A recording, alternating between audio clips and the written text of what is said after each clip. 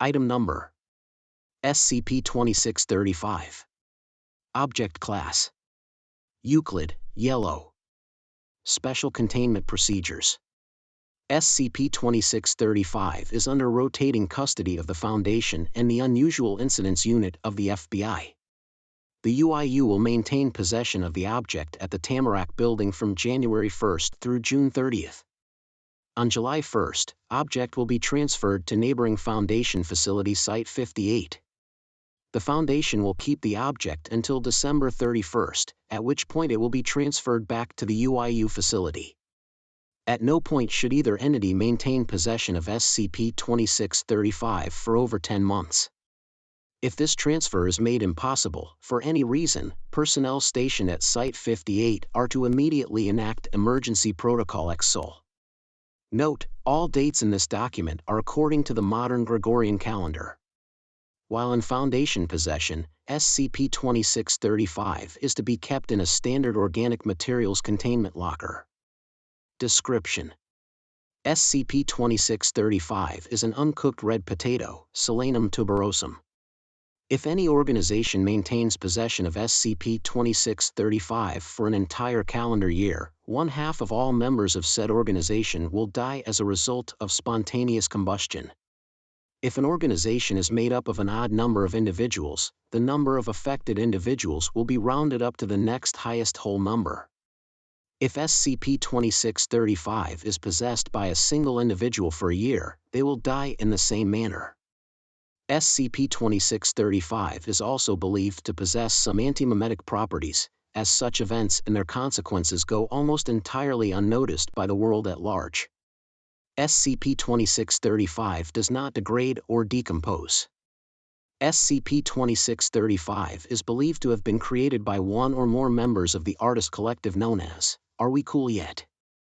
Sometime in the early 2000s, after being commissioned by an unidentified Chechen anti-Russian organization, presumably for the purposes of assassinating pro-Russian politicians and public figures.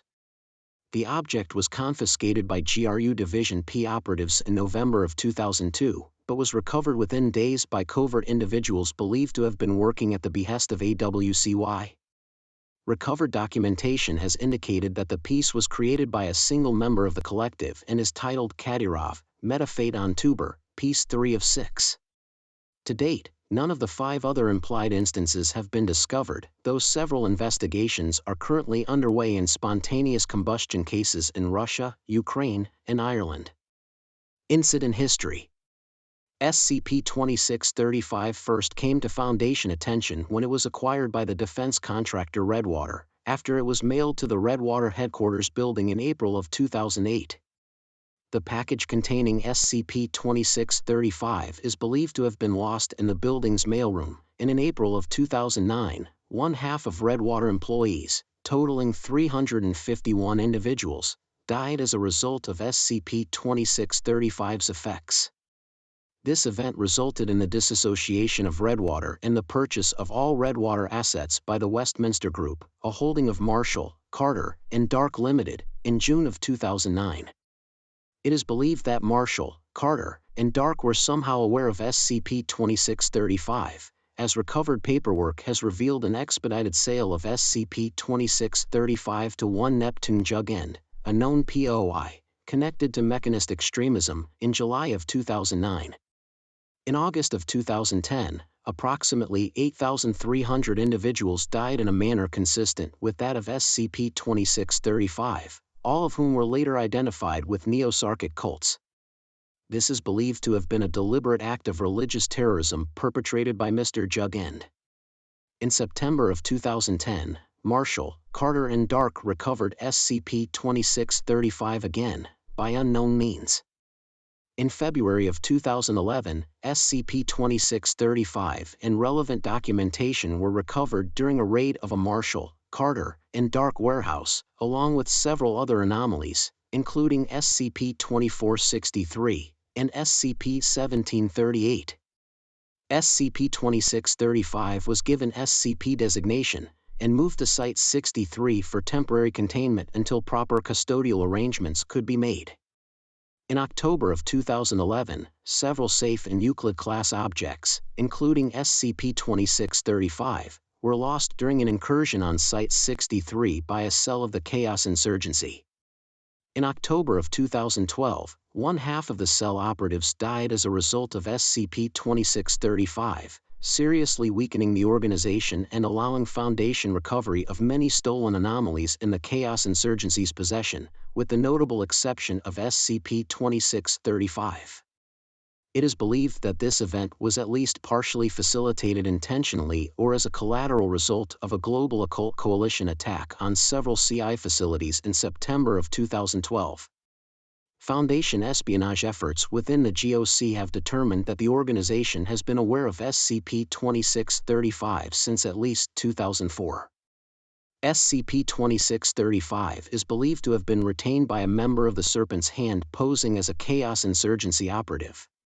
Over the next 38 months, it is believed that the Hand used SCP-2635 to covertly assassinate heads of state in and as well as Agent Marcus Rose, a leading member of the Serpent's Hand Task Force.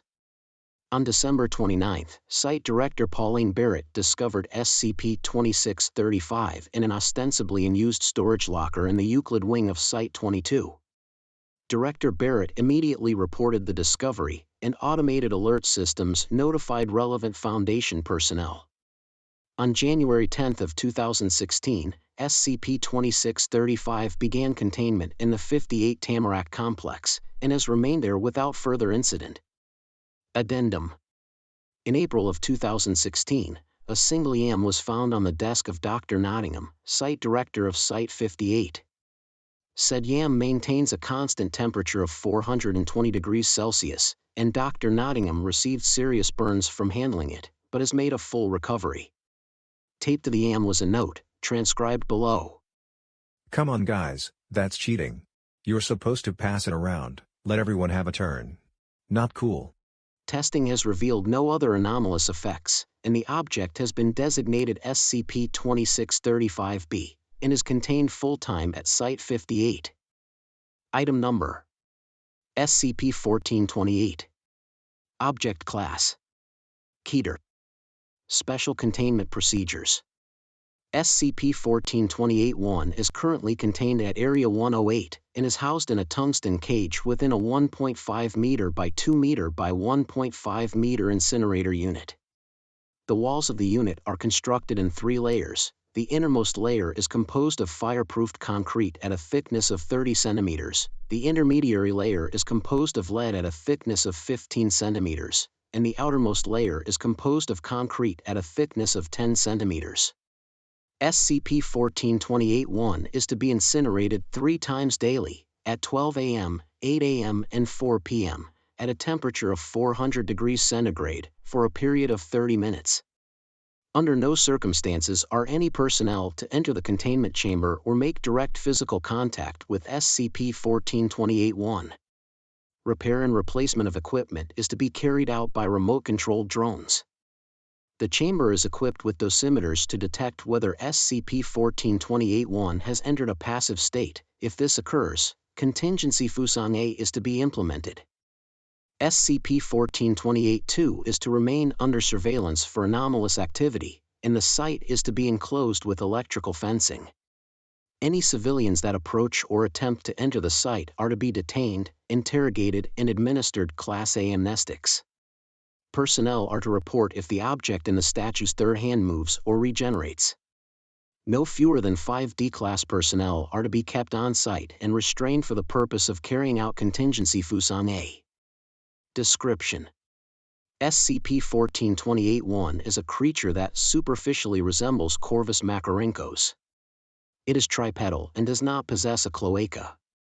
The third leg has been observed to remain tucked up under its body unless it enters an active state. It does not need to eat, sleep, or breathe, does not age, and suffers no physically adverse effects from prolonged exposure to extremely high temperatures or radiation. SCP-1428-1 has never been observed to communicate, and its intelligence is unclear. SCP-1428-1 has 3 states: inert, passive, and active. While inert, it demonstrates no anomalies other than those previously stated. Passive states are marked by gamma radiation emission at varying intensity. There is no clear consistency in the charge of the radiation over time, generally ranging from 5 to 90 watts per meter squared, but occasionally reaching levels of 150 watts per meter squared.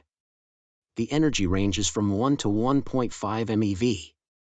During an active state, SCP-1428-1 will produce plasma and thermal energy consistent with the solar corona, coupled with a burst of gamma radiation at an exponentially increased intensity. Recorded charges have been as high as 340 watts per meter squared with 20 MeV. While the thermal effects of an active state persist only for an instant and are confined to the immediate vicinity of SCP-1428-1, the sheer magnitude of the release invariably results in catastrophic damage. Following an active state, SCP-1428-1 will begin to emit aurora bands consistent with solar radiation. These bands appear to induce a compulsive effect in human observers, causing them to attempt to approach the source of the aurora. Individuals under the influence of this effect are completely unresponsive to external stimuli, and will perform no action other than approaching the aurora. The bands persist for approximately 1 full day after the active state has ended. While SCP-1428-1 is in a passive state, it will enter active states once every 3 months, median, unless exposed to external combustion at an intensity of approximately 400 degrees centigrade or greater, which will cause it to become inert. While physical contact with the SCP-1428-1 is possible, any attempt to physically harm it, other than incineration, will result in an active state. SCP-1428-2 is a temple or shrine located in the province of China, approximately km north-northwest of the site where SCP-1428-1 was discovered. The site was constructed in approximately BCE, and contains religious text and iconography inconsistent with the region. The most significant of these inconsistencies are a ritualistic form of human immolation, and the presence of an entity known as. This entity is a 3-armed humanoid, and is featured in numerous designs throughout the site. The majority of these designs depict what appears to be SCP-1428-1 perched on the entity's shoulder. A 0.5 meter by 1.5 meter by 0.5 meter jade statue is located at the approximate center of the site, and the entity holds an object in each of its hands: the earth, the sun, and a partially burnt. This is genuine instead of being constructed of jade, and shows no signs of decomposition despite being at least years old. Additionally, while biologically dead, it generates a temperature of 30 degrees centigrade, and has been observed to make subtle movements. It will occasionally fixate upon individuals that enter its range of sight and open its mouth as though trying to speak. After analyzing several texts recovered from the site and considerable testing, it is confirmed that human immolation in SCP-1428-2's vicinity will effectively cause SCP-1428-1 to skip its next active state. If immolation occurs, the will begin to gesticulate as though silently laughing, and the burnt tissue on its being will regenerate at a rate proportional to the number of individuals killed by the procedure. Addendum 1428-001. Contingency Fusan A. The intensity of incineration on SCP-1428-1 is to be increased to 800 degrees centigrade. If SCP-1428-1 does not revert to an inert state within 30 seconds, 1 Class D personnel housed at SCP-1428-2 shall be immolated. Subsequent personnel may be immolated as necessary. Addendum 1428-002. On. The object in the statue's third hand modified its orientation of its own accord and began to fixate upon the approximate location of Area 108. Its position has not shifted since the incident, and no other anomalies have been reported. Document SCP-1428-A5. Emergency Containment Review. This is Dr. Adler, presiding over this emergency meeting regarding SCP-1428 on at 8:45 a.m. We need to amend Fusan A. What do you mean? I've just been meeting with the anthropologists at SCP-1428-2, We need to stop burning D-Class.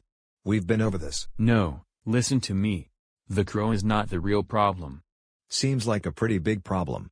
There's a reason why it hardly responds to anything we do. It's effectively on autopilot. Autopilot? As long as it is dead, or asleep, or whatever, there's nothing to give it directions. So it just flies around and leaks radiation everywhere. And the active states? That's part of a ceremony. The followers of it could survive the radiation. Well, this is all terribly interesting, but I'm not sure how that. When we start burning people at the temple, the crow senses it as a similar type of ceremony, so it doesn't enter an active state.